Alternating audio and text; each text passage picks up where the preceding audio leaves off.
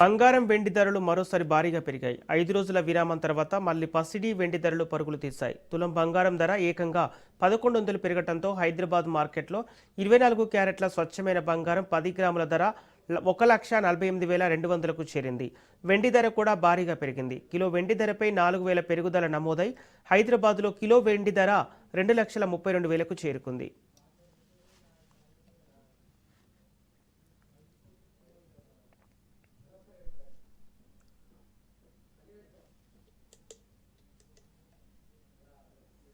బంగారం వెండి ధరలు మరోసారి భారీగా పెరిగాయి. 5 రోజుల విరామం తర్వాత మళ్లీ పసిడి వెండి ధరలు పరుగులు తీశాయి.